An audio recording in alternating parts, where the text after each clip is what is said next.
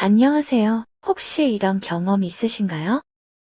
어떤 사람과 대화를 나누는데 그 사람의 표정, 말투가 굉장히 따뜻하고 배려있지만 정작 그 사람의 진짜 속마음은 전혀 알 수 없다는 느낌을 받은 적 있나요? 그렇다면 그 사람은 아마도 INFJ 인프제의 가능성이 높은데요. 오늘은 인프제와의 대화에서 어떻게 하면 인프제의 진짜 속마음을 알 수 있는지 알려드릴 겁니다.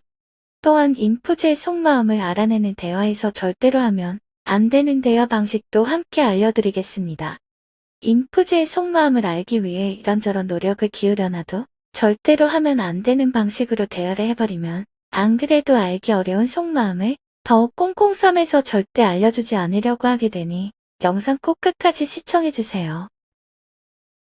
인프제의 속마음. 인프제의 대화 스타일 이해하기. 인프제의 속마음을 알기 위해서 먼저 인프제의 대화 스타일을 이해할 필요가 있습니다. 인프제는 대화를 단순히 정보를 주고받는 정도로 생각하는 것이 아니라 감정과 신뢰를 나누는 과정으로 생각하는데요. 그래서 겉으로는 차분하고 조용하게 대화에 응하고 있는 것처럼 보여도 속에서는 엄청나게 복잡한 생각과 감정이 휘몰아치는 편입니다.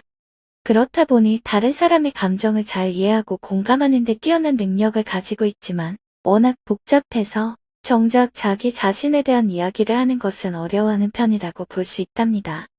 거기다 상대를 완전히 신뢰할 수 있을 때까지 신중하게 고민하고 때로는 경계하기 때문에 인프제의 속마음을 아는 것은 쉽지 않은 편이에요. 즉, 인프제와의 관계를 서두르지 않고 자연스럽게 신뢰를 쌓아가는 것이 중요합니다. 그렇다면 어떻게 해야 인프제와 자연스럽게 신뢰를 쌓아갈 수 있을까요? 인프제와 많은 시간을 함께 보내기.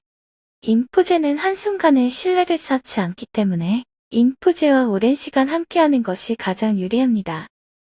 그런데 인프제와 시간을 함께 보낼 정도로 친하지 않은 사이라고요? 그렇다면 섣부르게 인프제의 속마음을 알아내려고 하지 않는 것이 좋습니다. 그보다 조금이라도 더 인프제와 친해지는 것이 먼저입니다. 어느 정도 인프제와 친해진 이후에 신뢰를 쌓아가려면 함께 시간을 보내세요. 특별한 이유나 이벤트가 있지 않아도 평범하게 자주 만나거나 함께 대화를 나누면서 시간을 보내는 것이 가장 좋습니다.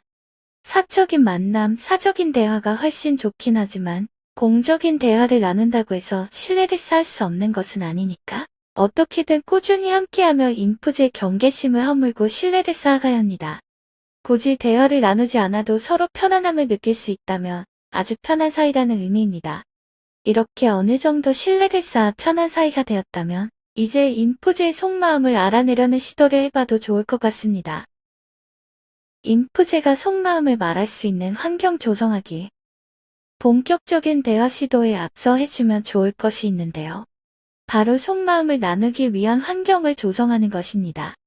단순한 대화 하나에도 온갖 복잡한 생각과 감정이 휘몰아치는 인프제 입장에서는 주변 환경도 경계심이 생기게 하는 요소로 작용할 여지가 있습니다. 인프제는 시끄럽고 혼잡한 상황보다 조용하고 고요한 상황을 더 선호하는 편이에요. 속마음을 알아내기 위한 장소 역시 조용하고 고요한 분위기가 더 적합합니다. 그렇지 않으면 인프제가 그 주변까지도 신경 쓰게 되어 마음이 편하지 않다고 느낄 테니까요. 인프제가 다른 곳에 시선을 두지 않게 생각지 못한 변수가 생기지 않게 하려면 혼잡한 곳보다는 조용한 곳을 추천합니다. 같은 이유로 여러 사람이 모이는 것보다 1대1로 대화하거나 3인 최대 4인 정도까지의 소규모 인원만 있는 상황이 좋습니다. 1대1이 가장 좋지만 좀 더 사람이 있어야 하는 경우 인프제와 친밀한 사이인 사람들로 구성한다면 1대1일 때보다 더 안정이 된 상황이 될 수 있습니다. 이렇게 인프제가 속마음을 말할 수 있는 안정된 환경이 조성되었다면 이제부터가 진짜인데요. 세 가지를 갖추고 속마음 토크를 하면 좋을 것 같습니다. 하나, 스몰 토크로 시작해 감정 중심의 대화 유도하기. 처음에는 그동안 여러 대화를 나누면서 알게 된 정보를 바탕으로 스몰 토크를 시도하다가 점차 깊이 있는 대화로 나아가는 것이 가장 좋습니다. 이때 스몰 토크는 인프제와의 공통된 관심사를 기반으로 편하게 대화를 나누면 좋을 것 같습니다. 그러다가 조금씩 감정적인 대화를 유도해보세요.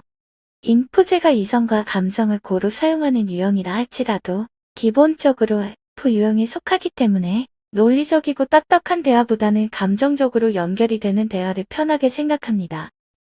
이럴 때 기분이 어떻더라, 어떻기 때문에, 의미가 있었다 이런 식으로 감정과 내면을 공유하면 됩니다. 그러면 인프제는 상대방이 감정과 내면을 말했으니 나도 상대방의 대화에 맞추려면 그런 식으로 말을 해야겠다고 무의식 중에 생각하게 되는데, 이렇게 되면 아주 자연스럽게 인프제의 속마음, 진실된 감정을 알 수 있습니다. 다만 대놓고 직설적으로 물어보거나 듣기만 하는 것은 추천하지 않습니다. 둘, 인프제의 감성, 가치관에 공감하기. 인프제는 숱한 과거 탓에 스스로의 생각과 가치관을 이해받지 못하는 걸 어느 정도 당연하게 생각하고 있는 편인데요. 그 말은 반대로 생각해보면 인프제의 생각과 가치관을 이해하고 공감한다면 남들보다 빠르게 가까워질 수 있는 지름길이랍니다. 인프제와 대화할 때 목표가 무엇인지, 이루고 싶은 꿈이 있는지, 어떤 가치관을 가지고 있는지 이런 주제로 진지하게 대화를 나누며 인프제의 감성, 인프제의 가치관을 존중해주며 긍정한다면 인프제의 속마음을 알아내는데 유리하다고 봅니다. 다만 단순히 흉내만 내는 거짓된 리액션은 하지 마세요. 공감 못하는데 애써 공감해주려고 과한 리액션을 하는 건가 싶어서 가벼운 주제로 화제 전환을 하려고 할 거예요. 셋, 인프제에게 솔직하게 표현하기.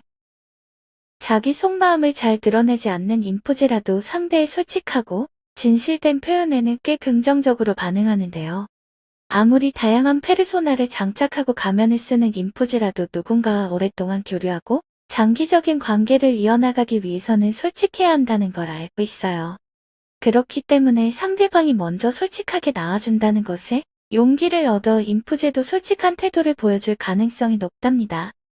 인프제의 솔직한 태도를 더 끌어내고 싶다면 나는 내가 어떻게 생각하는지 정말 궁금해. 내가 솔직하게 말해주면 좋겠어. 하지만 부담 가지지는 마. 하는 식으로 다가가면 좋을 것 같습니다. 이제 인프제와 대화에서 속마음을 알기 위해 절대 하면 안 되는 두 가지를 알려드리겠습니다. 첫째, 감정적인 대화를 나누고 있다면 비판, 논쟁을 피하는 것이 좋습니다. 감정적인 영역은 인프제에게 있어 답을 구하기 어려운 분야 중 하나인데 이런 분위기의 대화를 나눌 때 마치 답이 정해져 있는 것처럼 비판을 하거나 논쟁을 하려고 하면 인프제는 그 대화를 편하지 않다고 생각하게 됩니다. 그렇다고 무조건 인프제 말이 다 맞다고 하라는 건 아니에요.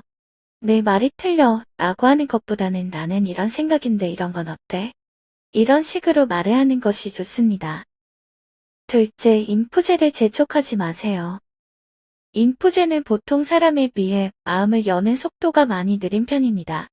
사람에 따라 이런 인프제가 답답하게 느껴지기도 할 텐데요. 그렇다고 인프제에게 원래 좀 느린 편이냐, 답답하다 하며 재촉하지 마세요. 괜히 역효과만 불러일으키게 됩니다. 지금까지 인프제의 속마음을 아는 방법에 대해 이야기해보았는데요. 인프제 입장에서 누군가에게 속마음을 털어놓는다는 자체가 사실 익숙하지 않은 일이긴 해요. 말한다고 해서 그걸 온전히 받아주고 이해해줄 수 있을까 하는 의구심이 항상 마음 한구석에 존재하니까요. 그럼에도 인프제에게 진심으로 다가와주고 마음을 열 때까지 기다려주는 누군가가 있다면 분명 인프제도 마음을 열고 본심을 털어놓을 수 있을 거라고 생각합니다. 언젠가 인프제와 진심을 주고받는 사이가 되길 바라며 영상 마치겠습니다. 감사합니다.